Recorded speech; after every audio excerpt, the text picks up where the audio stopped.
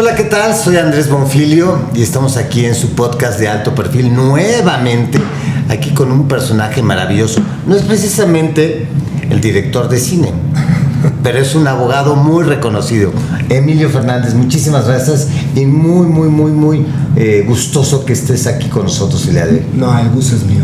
A ver, cuéntanos un poquito quién es Emilio Fernández. Bueno, Emilio Fernández, yo vengo egresado de la Facultad de Derecho de la Universidad Autónoma de México, el quinto hijo de una familia. ¿De abogados? Bueno, tres de ellos sí. Y pues venimos incursionando en esta gama que, amén de toda esta situación, pues fíjate que fue algo inesperado que yo estudiara Derecho, a pesar de que tengo dos hermanos mayores que son abogados, ¿no?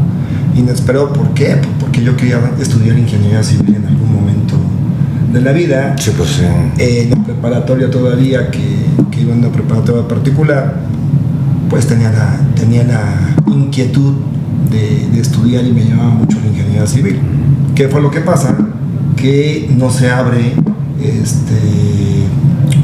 campo, bueno, el quórum necesario para matemáticas 5 y mate 6, que eran las áreas que a mí me interesaban. Entonces en algún momento tuve que elegir en ese instante, O sea, ¿cómo decir a qué área me voy. Claro. Y como vi a mis hermanos que estaban pues, más arriba, cuando una de mis hermanas, que es la que yo soy el quinto, mi hermana era la cuarta, ella ya iba avanzada en la Facultad de Derecho, dije, pues bueno, opto por Derecho, ¿no? Y de ahí pues tuve que hacer examen a la licenciatura, que en ese momento histórico pues era que la mayoría tenía pase automático y era una carrera sumamente saturada. Entonces ya el tema fue en Dios, ya que me quedé. ¿Y de qué forma? Porque sería interesante saber de qué forma te ayudó, por ejemplo, pues tus conocimientos y sobre todo el deseo de estar en Ingeniería Civil, en leyes. O sea, ¿de qué forma? Fíjate, se pueden complementar. Claro, mira, fíjate que hay un tema bien interesante que muchas veces, pues a lo mejor, incluyendo profesionistas de la materia, no se dan cuenta. La lógica jurídica. Es que sí, claro. La lógica jurídica, que es el orden también que yo llevé, pues mate 3, 4, y que yo ya iba para esa área. Evidentemente eso te ayuda muchísimo. Empiezas a trabajar y empiezas a determinar, porque son premisas al final del día. Lo que tú ves, la ley es una premisa menor, una premisa mayor, y tú sacas la conclusión en un momento dado. Entonces en ese concepto pues me ha ayudado demasiado. Claro, porque digo, podría ser en un momento hasta subjetivo, ¿no? Una cosa con la otra, porque la otra tiene una lógica como tal. Claro. ¿No? Claro. Y la ley es interpretación de... Sí, mira, por ejemplo, en la ingeniería pues hay fórmulas y es una ciencia exacta. Exacto, sí, exacto. Aquí en el derecho no, pues en el derecho pues todo parte de una cuestión de criterios. Entonces pues no, es una ciencia, bueno, una ciencia que pertenece a las humanidades más que otra cosa. Entonces pues obviamente no hay forma de comprobación, sino cada quien se forma su propio criterio, y es la realidad, ¿no? Y es apasionante, yo creo, ¿no? No, a mí me apasiona demasiado. Yo creo que me saqué la lotería, y la verdad lo digo con todo el gusto, porque es una materia, es una profesión que a mí me encanta, que me apasiona, que la adopté desde que la conocí en un inicio en la preparatoria cuando o sea, ¿te gusta el debate? Me encanta la controversia, me encanta la contradicción, me encanta los nuevos sistemas que están implementando. Que ahorita vamos a entrar a eso, Que no me tocaron, o sea, que no me tocaron, evidentemente porque yo soy generación 91, 95 de la Facultad. No, pues estás bien chavo. Entonces a mí me tocó el anterior sistema, nada que ver con las nuevas reformas, nada que ver con todo este remolino que ya se ha dejado ver desde el 2009 para acá. Entonces, pues bueno, pero pues obviamente es una materia donde te tienes que estar actualizando día a día. Esa es la realidad. Y de las especialidades que tienes, porque sé que tienes 3 o 4 especialidades, ¿cuál es la que más te apasiona? Mira, el derecho civil. El derecho civil yo creo que es la columna vertebral de todo el derecho. Yo lo considero de esa manera. El derecho laboral es algo que me encanta, me gusta. Para los neófitos, ¿nos podrías dar un poquito de explicación? ¿Qué bien vendría siendo el derecho civil? El derecho civil es la ciencia que se encarga de regular precisamente, es un derecho privado que se encarga de regular las conductas entre los particulares, vamos a esta naturaleza, que es obviamente regular las condiciones familiares, regular condiciones de contratos, regular situaciones de obligaciones, sobre todo contractuales, de definir entre particulares. Es una fuente del derecho, evidentemente, que son obligaciones de dar, de hacer, de no hacer, dependiendo la causa, dependiendo de esto, cuáles son los elementos de cada uno de esta materia, que evidentemente pues hay elementos sustanciales, hay elementos esenciales y que se van dividiendo, pero para que se entienda perfectamente bien, el derecho civil es el que regula la conducta del ser humano entre particulares. Okay. ¿Y ahí entraría lo que vendría siendo el derecho laboral? No, el derecho laboral es diferente. El derecho laboral se divide en dos áreas, ¿no? Es un área constitucional, que es el 123, que el artículo 123 de la Constitución se divide en apartado A y apartado B.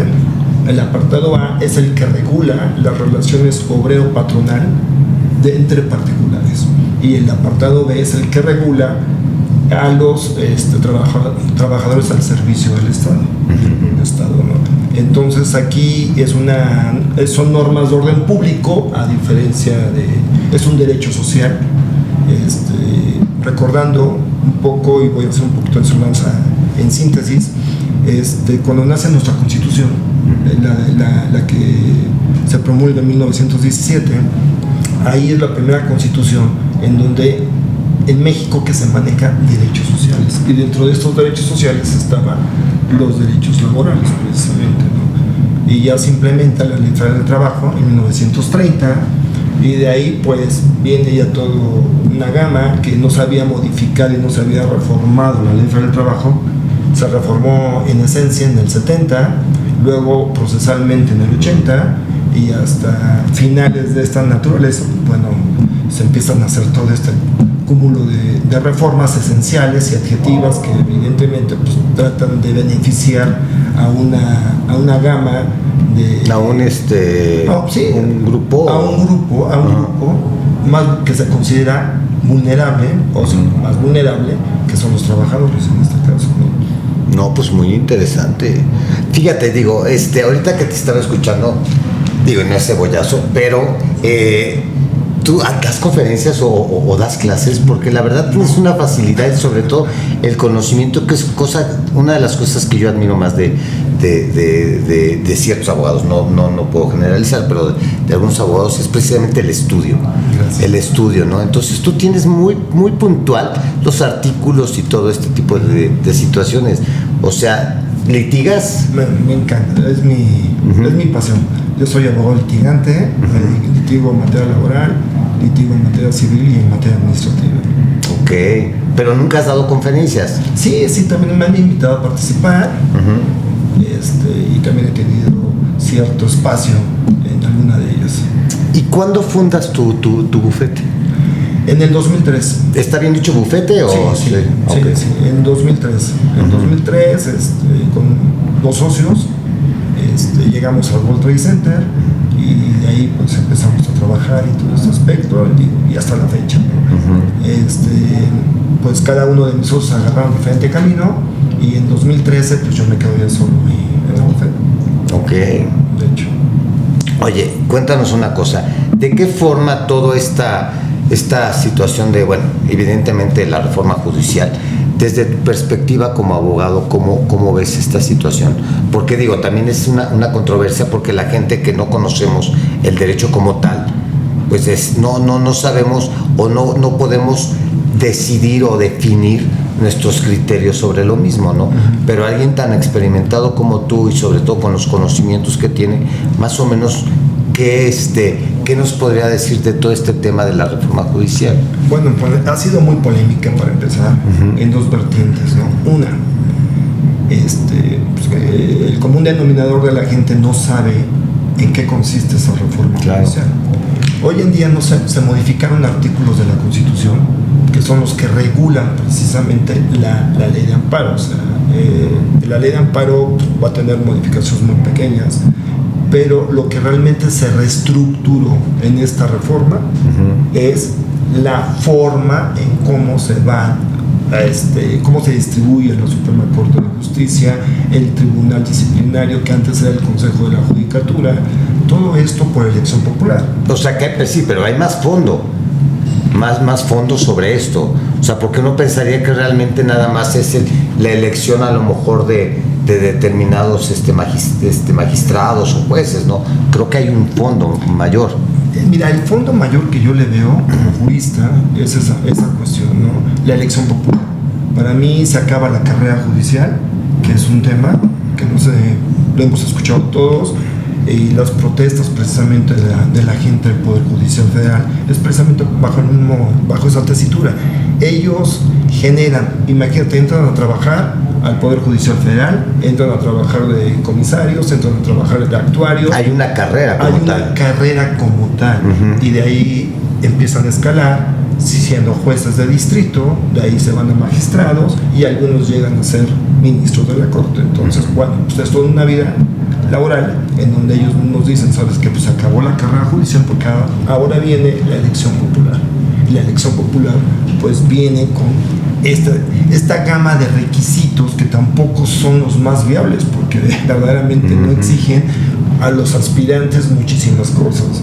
O sea, no hay un protocolo para calificar precisamente los conocimientos de cada uno de los aspirantes, ¿no? Todo tiene que ver con un comité que tienen que armar a diestra y siniestra, pues, el poder legislativo y el ejecutivo y el judicial, para el efecto de determinar estos son los que van a quedar en ese sentido, y ese comité va a ser el encargado de elegir, ¿no? Elegir quién realmente es contendiente para ser juez, para ser magistrado, para ser ministro, para ser para integrar el tribunal disciplinario. O sea, yo quiero pensar que, de alguna u otra forma todo esto se originó precisamente para que no existiera pues una corrupción, ¿no? Claro. Para que no existiera sobre todo esos cotos de poder que puede tener determinado juez o magistrado.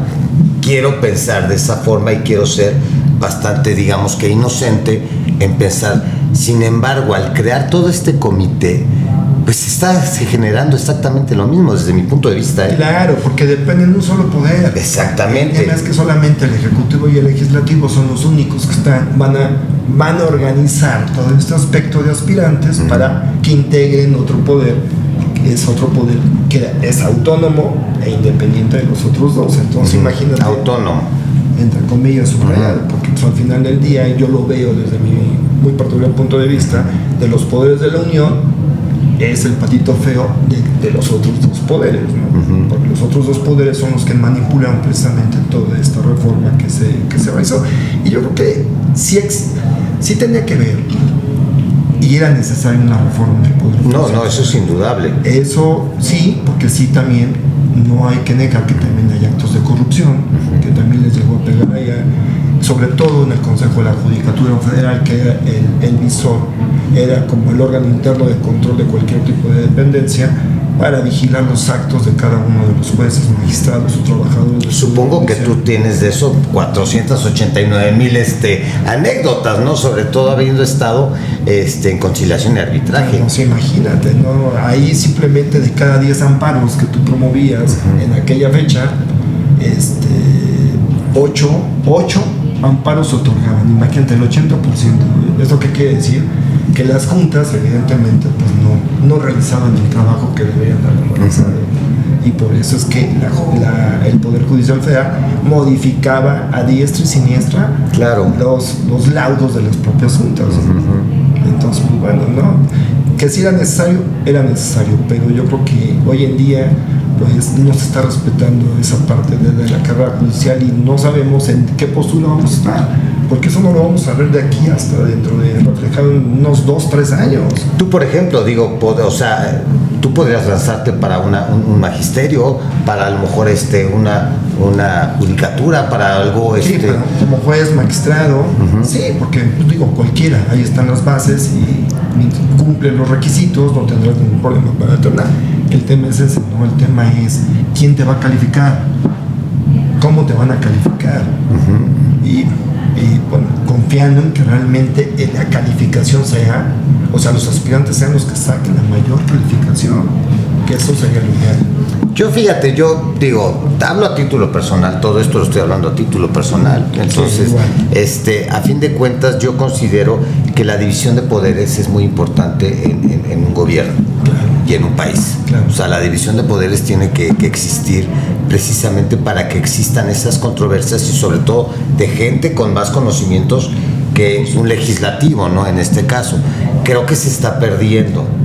Creo que de alguna u otra forma se está perdiendo y estamos dejando todo en manos de un grupo, digamos, para poder ejercer la justicia en este país. Sin embargo, también considero que era, como tú dices, necesario. Si era necesario e indispensable el que hubiera ciertas reformas. Yo realmente creo que era el tiempo. O sea, darse el tiempo para analizar puntualmente dónde podíamos mejorar o etcétera, no de una forma abrupta, ¿no? Sí, sí, es correcto, yo también lo pienso de la misma manera porque esta reforma fue hecha al vapor, eso me queda claro, que todavía pues, obviamente decían elección popular, digo, tú lo han escuchado y imagino que lo saben. ¿Cuánto va a costar?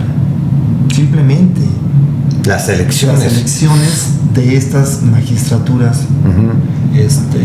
y jueces, ¿no?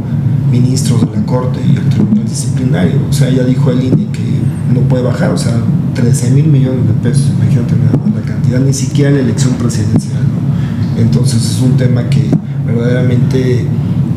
Pero aparte, ¿con qué conocimiento vas a votar? O sea, ¿con qué conocimiento vas a votar como ciudadano como para elegir un juez? O sea no. ¿en qué te vas a basar? Digo, porque a fin de cuentas para presidentes, o sea, de alguna u otra forma se hacen campaña y dicen, pero aquí ¿cómo te vas a basar? ¿En cuál va a ser tu voto? Es correcto. Mira, se supone que ninguno de los aspirantes deben de estar afiliados a ningún partido. Por eso es que no existe una gama para poder hacer campaña proselitista. Entonces, como bien lo comentas, ¿quién? O sea, imagínate, a ti te entregan 4 plantillas, ¿no? Claro. Es decir, el nombre de cada uno, tal, para esto. No digo, no van a ser 4, van a ser como 15. Sí, claro, muchas. Entonces, si no hay foros en donde los puedas conocer, debatir, determinar quién te convence, porque el derecho es de mucha lógica. Yo siempre lo he comentado, el derecho, para que tú te des cuenta que algo no está bien en un tema legal que te involucre a ti y que tú dices, esto yo creo que es un tema o es un delito o esto se tiene que ver en tribunales porque me están haciendo una injusticia o quieren abusar de ciertas condiciones, ves un abogado. Pues entonces, en este mismo sentido, pues los aspirantes que vienen, si no los permiten participar y cómo los van a conocer, pues ¿de qué manera van a elegir?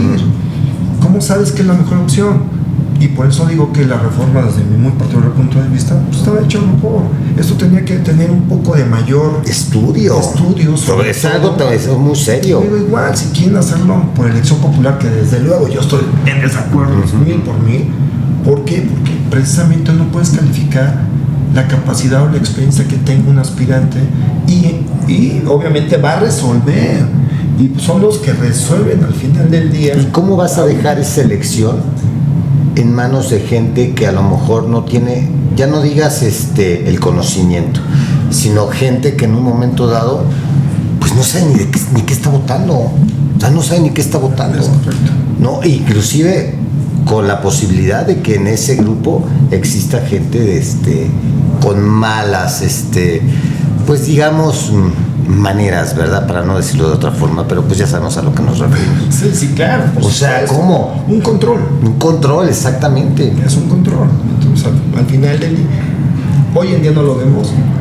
vuelvo a repetir, pero esto, yo como litigante, creo que va a ser un proceso sumamente complicado, difícil, no para los litigantes, sino para las personas que defendemos.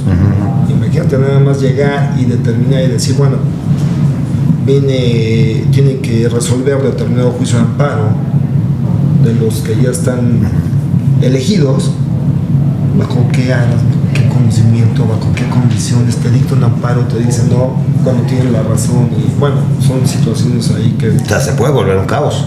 Se va a volver un caos. O sea, pues digo, cambiando un poquito de tema, mi querido, digo, para no, pues estamos un poquito divagando sobre este tema que a fin de cuentas pues ya se decidió, ya toda la gente, bueno, los participantes ya decidieron, pero me gustaría saber, ahora que eres tú, bueno, tú eres abogado laboral, ¿de qué forma puedes contribuir o de qué forma te gustaría participar a ti sobre el derecho a la mujer y sobre todo en particular de toda esta secretaría que se ha creado?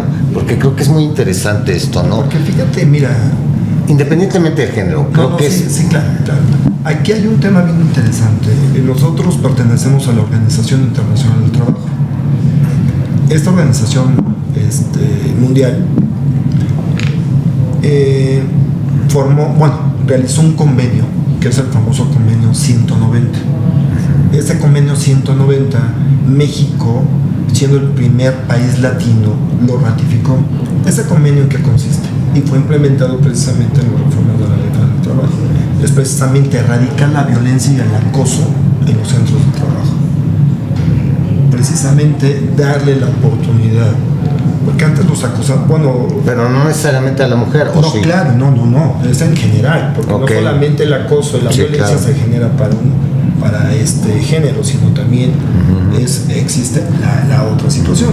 Pero dentro de este género viene abrazado, obviamente, los derechos de la mujer. Porque antes las mujeres eran realmente sobajadas en sus derechos laborales, en cualquier tipo de derecho, pero sobre todo las trabajadoras, ¿no? En el trabajo siempre eran las que salían por la puerta grande y decían, vamos a hacer un recorte en este sentido y en este sentido, ¿no? O ejercían acoso, vínculos de violencia y pues obviamente no podías hacer gran cosa, ¿no? Te ibas, rescindías el contrato laboral ante la Junta de Conciliación y Arbitraje, pues muchas veces súper tedioso, tardado, y en esas áreas pues la mujer decía, pues ahora para conseguir trabajo, ¿qué hago, no? Entonces, esa integración es bien interesante porque ya maneja, de hecho, una equidad. Ya es resolver con perspectiva de género, que eso es muy interesante. La perspectiva de género es precisamente que no importa, o sea, es mujer, tienes que resolver justamente bajo los lineamientos que la ley te da y los criterios que existen en este momento. Entonces, con base en ese artículo, en ese convenio, que es el famoso 190, pues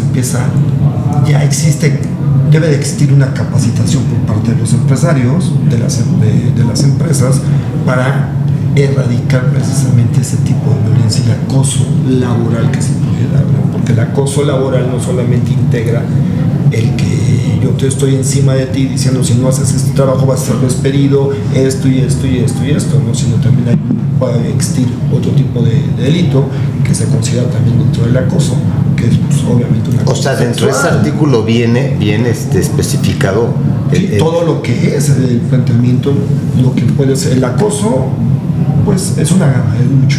Y el acoso sexual pues viene dentro del acoso, evidentemente. Entonces, no se necesita hacer persona que pertenezca a cualquier género para ser acosado o para ser violentado. Y obviamente pues eso ya será materia de tratar el asunto ante los tribunales, porque ahora ya no existe la Junta de Conciliación y Arbitraje a partir de las reformas que se hicieron ya a partir de 2018, pues ya son tribunales laborales, o sea, ya es un juez el que se va a encargar de resolver todas las controversias entre trabajadores y patrones. Pero tiene que haber un mediador en ese sentido que vendría, bueno, no mediador, sino a fin de cuentas es donde entras tú como abogado laboral. Sí, claro. O sea, te hablo un poquito. Mire, yo cuando hice mi tesis, que fue en 1998, ya llovió un poquito. Mi tema de tesis fue la incorporación de las juntas de conciliación y arbitraje al Poder Judicial. No están No, en el 98 no. Okay. Nada más era la Junta Local de Conciliación. Bueno, era Junta Federal y la Junta Local de Conciliación y Arbitraje. ¿Cómo se componían? ¿Cómo se componían la Junta? La Junta se componía con un representante de los trabajadores, con un representante de los patrones y con un representante del gobierno. Era tripartita. Entonces, normalmente, ¿qué es lo que hacían? Cuando venían los laudos, porque era arbitraje. ¿Qué es un laudo? Un laudo es una sentencia, es una resolución. Ok. Una resolución, pero en arbitraje se llama laudo. Ok. Porque las sentencias solamente son para el Poder Judicial, ya sea estatal o federal. Okay. Entonces, aquí, como venía de un arbitraje, por eso se le determinaba el laudo, que es el que pone fin al juicio, ¿no? Y determina cuáles son los puntos que se deben de seguir, los lineamientos, quién probó la acción, quién probó sus excepciones y su defensa, todo este aspecto. Pero quien realmente resolvía en las juntas era el representante del gobierno, porque la ley federal del trabajo solamente le permitía, o sea, no solamente le obligaba a tener título profesional al representante del gobierno, que era el presidente de la junta. Pero entonces la parte del patrón y la parte laboral. No, ellos no se les exigía tener título profesional. Es más, ni los abogados litigantes se les exigía tener título profesional. Pues bueno. Imagínate nada más. Era súper importante materializar una reforma. Yo siempre dije, se debe de incorporar al Poder Judicial Federal, al Poder Judicial Estatal y Federal, este tipo de situaciones. ¿Por qué? Porque realmente que sea una autoridad, en este caso un juzgador, quien resuelve ese tipo de controversias, para evitar precisamente y exigirle a cada uno de los litigantes, ya sea que representen al trabajador o representen al patrón, pues título profesional. Pues como mínimo, ¿no? Pues o sea... Por eso existió tanta corrupción en la Junta. Híjole, es que acabas de tocar un punto bien importante, sobre todo de lo que estábamos hablando, ¿eh? Sí, de verdad era... O sea, cometemos los mismos errores. Y no aprendemos. Y no aprendemos, exactamente. Es cierto. Porque vamos para allá, ¿eh? Ese es el tema. ¿De qué forma nosotros podemos, ahora sí que tener la seguridad de que va a ser impartida la justicia de forma, perdón por la redundancia, justa? Es un aspecto bien subjetivo, ¿eh? Es que es apasionante. Yo creo que el mundo de las leyes, sobre todo para la gente que domina, como es tu caso, es apasionante el saber dónde están todas esas aristas, ¿no?, que podemos en un momento dado tocar, y sobre todo que nos pueden afectar. Claro. Porque pues, evidentemente, yo te voy a decir un sueño no cumplido, que a mí me hubiera encantado ser abogado, a lo mejor por todo este tema de que vi muchas películas sobre abogados y todo esto. Entonces ese tipo de litigios me parece muy interesante, porque ahí realmente es la capacidad de en este caso del abogado, poder determinar o poder hacer cambiar de opinión a un jurado, etcétera, etcétera. Pero en este caso, por ejemplo, en México ya no existen o sí existen los juicios orales. Sí, claro. No. Ahorita la nueva implementación en todas las materias, la penal, que es una de las novedosas, porque cambió todo el sistema. O sea, el sistema que yo aprendí en la universidad ya no existe. Okay. Que era el sistema inquisitorio, que así se le llamaba, que era el mixto, escrito, donde el juez lo salía. No sé si ustedes llegaste a ver la película de Presunto Inocente. Sí, claro. Esa película fue la que vino a revolucionar muchos aspectos, donde exhibió al Poder Judicial, en donde el juez, porque estaba grabado, salía a presidir las audiencias, pero no era en un recinto preparado para oralidad, sino era escrito. Él estaba ahí, llevando la audiencia, pero la normalidad era que los secretarios de acuerdos eran quien desahogaban las pruebas. El juez no se enteraba, ni sabía, ni nada, si titubeaba el testigo, si decían algún tipo de... O sea, apreciar por medio de sus sentidos cuáles eran realmente la situación por la que se estaba ofreciendo tal medio de prueba o no, y si calificaba o no. Se lo dejaba al secretario de acuerdos, el secretario o la secretaria de acuerdos lo plasmaban ya en papel y ya no era lo mismo, ¿no? Ya el juez nada más lo veía en papel, todo lo que el testigo se pudo haber equivocado y que no lo pusieron en papel, pues imagínate, ya no llegaba, claro. Ya no llegaba a la vista del juez. O el tiempo oídos. De poder platicar con el abogado y decir, bueno, pues no sé, ¿me entiendes? Sí. Eso me pasó. Entonces eso vino a revolucionar, y sobre todo porque viene un tema bien interesante. Fíjate que se reformó el artículo 1 de la Constitución, y eso fue en 2011.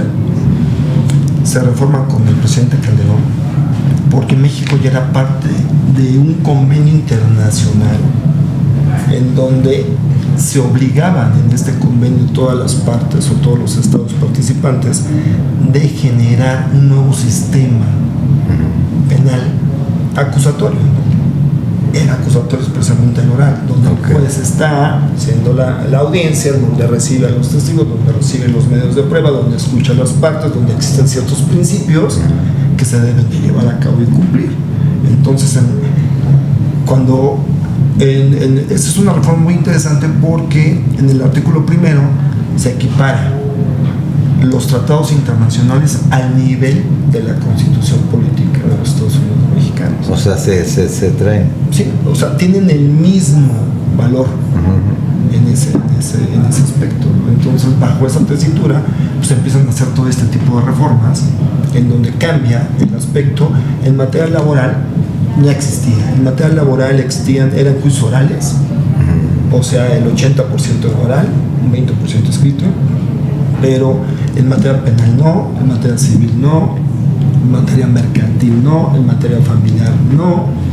Hoy en día ya se implementaron, hoy en día ya existen orales en todas las materias. Tú, por ejemplo, tú puedes litigar en cualquier parte de la República, sí, claro. Porque ya ves que en Estados Unidos no puedes litigar en determinados estados. O sea, si tú estás adscrito a determinado estado, no puedes a lo mejor litigar en pero aquí un abogado puede litigar. Aquí no tienes ningún tipo de restricción. Aquí a nivel nacional puedes litigar en ¿Pero por qué? ¿Porque cambia, de alguna forma se basan en la Constitución, o cómo es el tema en Estados Unidos? No, porque la propia Dirección General de Profesiones, que es reguladora del artículo 5 constitucional, precisamente determina ese aspecto. O sea, no hay ningún estado es autónomo para determinar, aquí no, porque aquí tenemos otra normatividad, y esa normatividad no la has estudiado, y por tal motivo, hasta que no califiques o hagas un examen de oposición, en ese momento te daremos una licencia para que tú puedas litigar en este estado, como lo hacen en Estados Unidos. Híjole, es que es apasionante. Perdón que me ponga así, pero es que es apasionante este tema, la verdad. Las leyes, yo creo que es un mundo tan abierto, sobre todo tan extenso, sí, claro, que realmente, híjole, o sea, todo el derecho internacional, el derecho económico, el derecho, en tu caso, laboral, o sea, es tan extenso que yo te quisiera pedir un favor. Primero que nada, que nos dieras la oportunidad de conocer un poco más sobre todo lo que haces en posteriores podcast. Con todo de alguna u otra forma, hacerte formalmente la invitación para que estés con nosotros nuevamente. Algo que quieras en este momento agregar sobre ti, sobre los planes a futuro que vienen para ti como abogado, como despacho. Pues mira, trabajar día a día, evidentemente mejorar, poner el grano de arena para este país en momentos tan complicados que estamos viviendo, sobre todo para el tema del litigio, pero yo creo que vamos a resurgir y vamos a hacerlo de manera adecuada. Algo que se me haya quedado en el tintero, que a lo mejor no haya tocado, que a ti te hubiera gustado que... Bueno, nada más, el tema importante es señalar cuáles son los beneficios que han tenido o las reformas que han existido en materia laboral aplicadas en este año, ¿no? Y las que se pueden llegar a aplicar porque todavía están en debate ante las cámaras. El tema por ejemplo, de las vacaciones. Antes en tu primer año, cuando tú cumplías un año de servicio para cualquier tipo de empresa privada, tenías 6 días de vacaciones. Y cada año se iba sumando 2 días más hasta llegar a cierta situación. Viene un cambio, ahora ya no. El primer año sumas 12 días por año. Nada más. 12 días y se van aumentando cada 2, pero o sea, ya 24 fue el doble de esta naturaleza, ¿no? Ese es un tema importante. El otro tema sumamente importante, porque creo que esto tiene que ver mucho con temas de pensiones, es que se agregaron, hay un catálogo de enfermedades en la letra del trabajo, en donde te determinan cuáles son las enfermedades que un trabajador puede sufrir, o los accidentes de trabajo, y cómo se cataloga según la pensión. En esto, si tú llegas a perder cualquier tipo de miembro, la vista, X o Y, pues obviamente es el grado de pensión que te van a dar. Okay. Hoy en día ya se agregaron enfermedades mentales que antes no había, ¿no? Como el estrés. Imagínate, ¿no? La ansiedad y la depresión, y aparte otro tipo de se agregaron 30 casos más de tipo de cáncer, ¿no? Entonces también es un catálogo muy interesante, porque eso no se había modificado desde 1970. Bien interesante. Oye, es un compromiso. Es un compromiso que lo vamos a hacer. Porque en serio que es muy interesante, y sobre todo conocer esto, y que la audiencia conozca todo este tipo de cosas en temas que nos competen a todos, que en este caso podría ser la defensa de nuestros derechos laborales. Te agradezco muchísimo, y sobre todo también les agradezco a todos ustedes que nos hayan visto, que nos hayan escuchado. Bueno, muchísimas gracias a todos ustedes. Esto fue el podcast de Alto Perfil. Soy su amigo Andrés Bonfil y nos vemos la próxima. Hasta luego.